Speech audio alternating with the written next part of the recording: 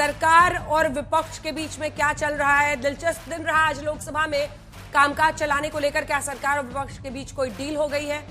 लोकसभा आज भी नहीं चली, लेकिन कल तक लोकसभा स्थगित होने के बाद नेता प्रतिपक्ष राहुल गांधी की स्पीकर ओम बिरला से मुलाकात हुई।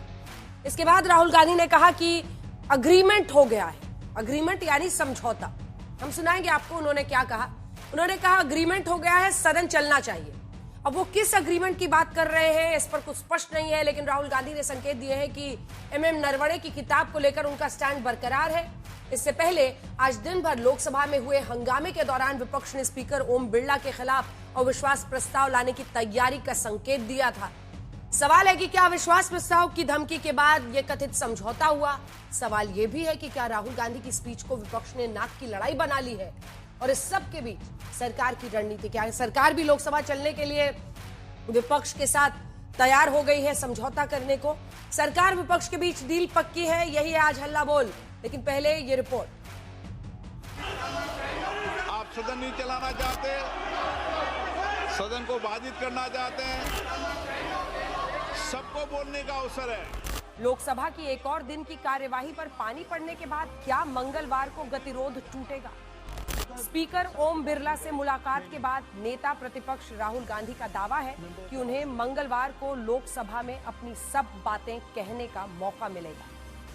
Story started a few days ago when the issue of that book came, the Naravane book. And the government didn't want me to discuss that at all. And so they stalled the house. They didn't let me speak. That happened 3 or 4 times. बीते हफ्ते कई मौकों पर Rahul Gandhi MM Naravane की अप्रकाशित किताब पर magazine में छपे अंश को लोकसभा में नहीं उठा सके थे। इसी तनातनी का नतीजा था कि प्रधानमंत्री की स्पीच के पहले उनकी कुर्सी तक कांग्रेस की महिला सांसद पहुंची थी। इसे लेकर लोकसभा स्पीकर ने यहां तक कहा था कि कुछ भी अप्रत्याशित हो सकता था, जिसके बाद आज सुबह विपक्ष की ओर से संकेत दिए गए कि वो स्पीकर के खिलाफ अविश्वास प्रस्ताव ला सकता है। नियमों के अनुसार, संविधान के अनुसार संसद का गठन होता है और संसद का जब गठन होता है तो उसमें अविश्वास प्रस्ताव की प्रक्रिया का भी संशोधन होता है। आज हमारा मुद्दा राज्यसभा में था। महिलाओं को जो उनको बदनाम किया गया कि प्रधानमंत्री डर गए, नहीं आए। अच्छा, आप लोग ने राज्यसभा में भी उठाया? एलओपी को न राज्यसभा में बोलने दे रहे हैं न लोकसभा में। 8 सांसदों को जिस तरीके से निष्कासित कर रखा है। इस बीच पीएम की कुर्सी तक बैनर लेकर पहुंचने वाली कांग्रेस सांसद ज्योतिमडी ने स्पीकर को एक चिट्ठी लिखी।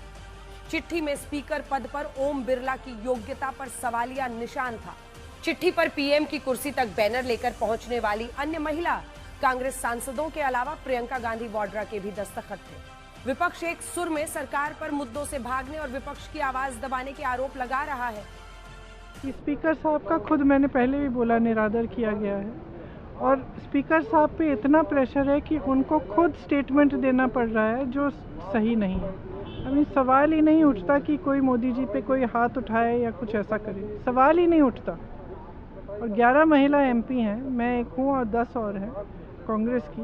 उनमें से किसी को आप देखिए, सब सीरियस लेडीज़ हैं। कोई ऐसे थोड़ी है कि जाके पीएम साहब को कुछ करेंगी। बिल्कुल गलत है ये कहना गलत है और हमारी समझ में कहना गलत है।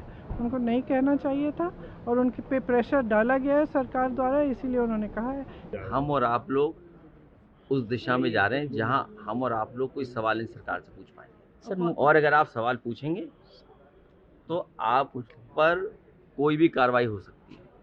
आप पे न सवाल पूछें, उसके लिए सरकार कुछ भी कर सकती है। विपक्ष के इन तेवरों के बावजूद सत्ता पक्ष की दलील है कि उन्हें नियमों के दायरे में रहकर बोलने से कभी नहीं रोका गया।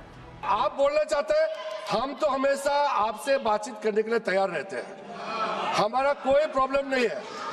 लेकिन आप लोग कुछ ऐसा काम मत कीजिए जिससे सदन का गरिमा गिरे, ये हमारा अनुरोध है।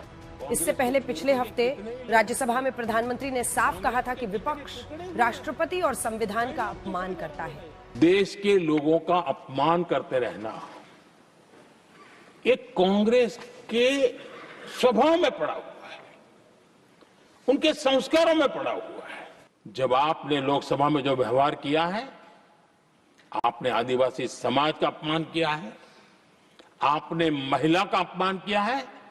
भारत के सर्वोच्च पद पर विराजमान, संविधान ने जिनको सर्वोच्च पद दिया है, आपने उनका अपमान किया है, आपने संविधान का अपमान किया है।